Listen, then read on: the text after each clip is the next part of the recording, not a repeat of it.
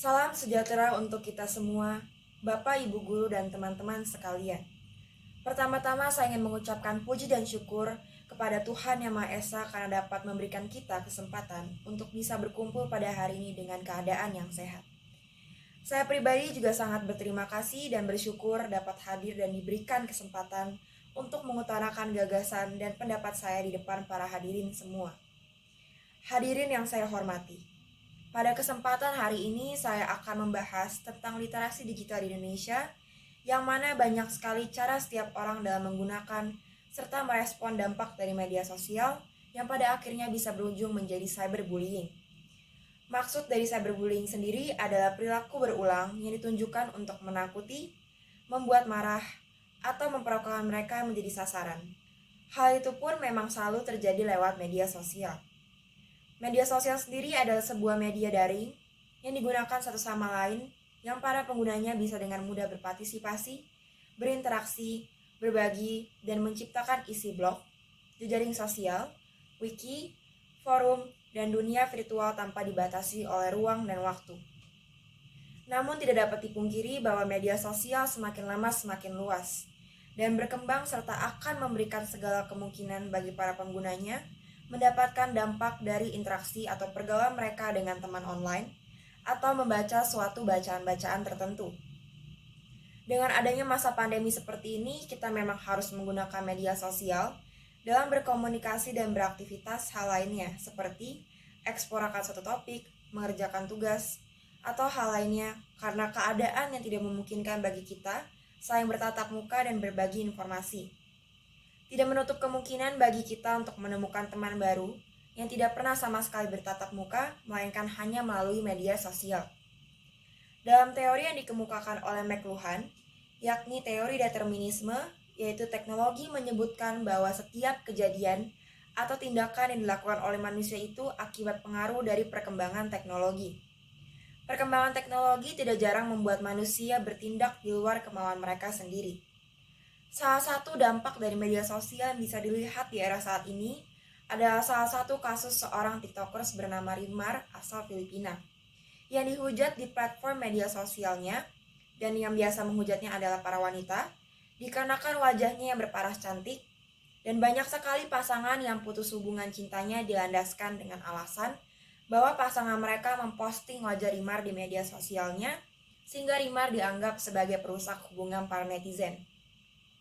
Rimar juga dihujat serta diberikan banyak ancaman di banyak video yang ia posting, salah satunya di TikTok. Bahkan hingga saat itu Rimar meninggalkan semua akun media sosialnya dikarenakan terlalu banyak tekanan untuk dirinya. Selain itu juga ada artis asal Korea bernama Han Sok-hee yang dapat cyberbullying dikarenakan perannya sebagai perusak hubungan rumah tangga orang di drama yang ia perankan, sehingga muncul istilah pelakor untuk dirinya. Dari kedua permasalahan tersebut, sudah sangat jelas bahwa cyberbullying ini masih berlanjut dan pemicunya hanyalah hal sepele, namun menjadi sebuah permasalahan yang sangat besar. Jika dikaitkan dengan teori cyberbullying, ini bisa dikaitkan dengan teori efek terbatas, sebab adanya opini seorang pemimpin yang akan mempengaruhi kelompok atau masyarakat lain untuk ikut mengolok-ngolok korban yang dibully. Media sosial bermula pada akhir abad ke-19. Titik awalnya adalah teknologi telegraf yang dikirimkan oleh Samuel Morse pada 1844. Namun banyak orang berpendapat bahwa telegraf tidak bisa masuk dalam terminologi media sosial karena tidak online. 1978 media sosial pertama tercipta. Bentukannya adalah Bulletin Board System atau BBS, sebuah platform yang mengumumkan pertemuan dan berbagi informasi dengan menggugahnya di BBS. Pada 1979, kemunculan Usenet membuat orang mulai menggunakan komunikasi virtual dari buletin, artikel, atau newsgroup online. Pada 1995, ketika www diluncurkan, orang mulai ingin membuat situs web pribadi masing-masing. Pada tahun 1997, dengan layanan 6 Degrees, platform ini memungkinkan penggunanya membuat profil atau daftar teman. Dan seterusnya hingga tahun 2011, tercipta layanan Snapchat yang diluncurkan. Aplikasi ini berfokus pada berbagai cerita video yang hanya dapat dilihat dalam waktu 24 jam saja. Sekarang ini semakin banyak platform media sosial dan aplikasi-aplikasi menarik yang menghubungkan kita dengan manusia dan dunia.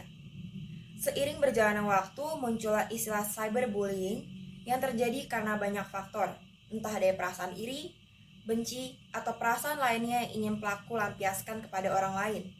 Kemungkinan lainnya adalah kejadian masa lalu atau keadaan mental pelaku sehingga ingin membalaskan dendam dan memenuhi kepuasannya dengan menindas orang lain melalui ketikan atau pembicaraannya. Saya sebagai pengguna media sosial selama kira-kira 8 tahun lamanya sejak saya kelas 3 SD. Media sosial pertama yang saya miliki adalah Instagram, yang saat ini menjadi salah satu platform media sosial yang pasti digunakan seluruh masyarakat di dunia. Sejujurnya bagi saya, media sosial memiliki dampak yang pro kontra. Pro-nya adalah saya beserta generasi muda lainnya dapat mengikuti perkembangan zaman dan media sosial yang semakin canggih. Kami pun dapat berliterasi dan berinteraksi melalui media sosial yang pastinya jauh lebih praktis, memperluas pengetahuan kami melalui sumber-sumber yang terpercaya, melainkan bukan hoax dan yang lainnya. Sedangkan, kontranya adalah kurangnya kemampuan kita untuk berinteraksi secara langsung dengan orang lain, mudah percaya dengan berita atau bacaan palsu, tidak bisa mengatur waktu dikarenakan terlalu nyaman dalam mengeksplor media sosial, tidak bisa membedakan apakah postingan seseorang di media sosial merupakan mereka yang asli atau hanya berakting di depan media sosial saja. Adanya kemungkinan plagiat atau menjiplak ciri khas orang lain, dan juga masih banyak lagi. Saya sebagai pengguna media sosial yang bisa dibilang sudah sangat lama, pastinya pernah merasakan tidak bisa mengontrol waktu, namun di sisi lain saya juga pernah mencari suatu topik melalui media sosial dengan lebih mudah.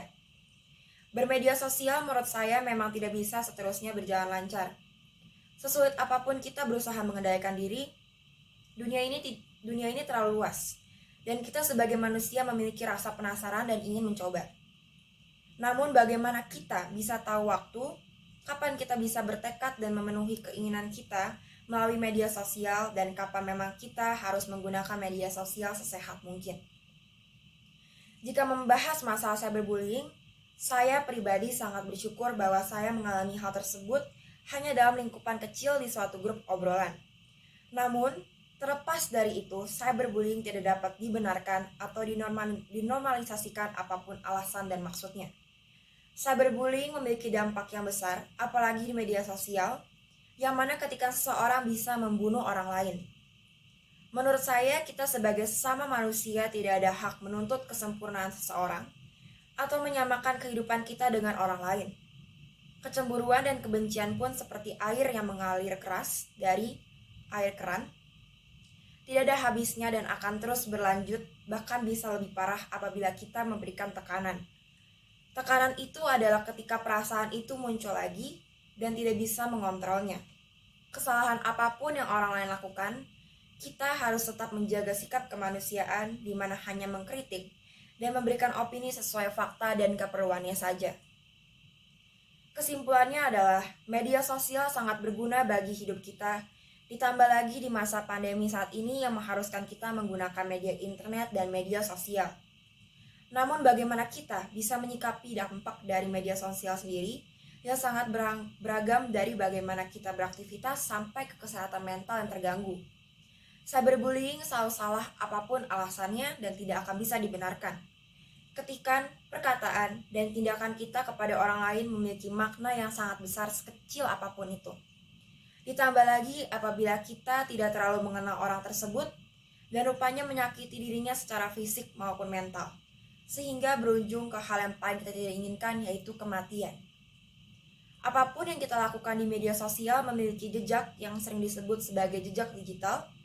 Dimanapun, apapun yang kita lakukan di media sosial, mau itu berbentuk pribadi atau melibatkan orang lain, semuanya akan tersimpan layaknya bukti kehidupan. Kita sebagai manusia harus memiliki kekurangan agar bisa merasakan bagaimana kerasnya dunia, dan harus memiliki kelebihan yang melengkapi kekurangan serta membuat kita dapat hidup di dunia yang keras. Media sosial bisa kita ibaratkan sebagai suatu teman di lingkupan yang baru, di mana yang baik diambil sebagai perkembangan diri, dan yang buruk lebih baik tidak dipandang atau dianggap.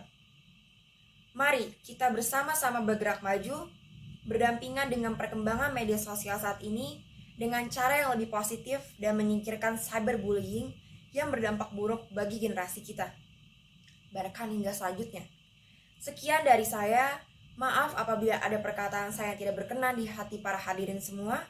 Salam sejahtera bagi kita semua. Saya undur diri. Terima kasih.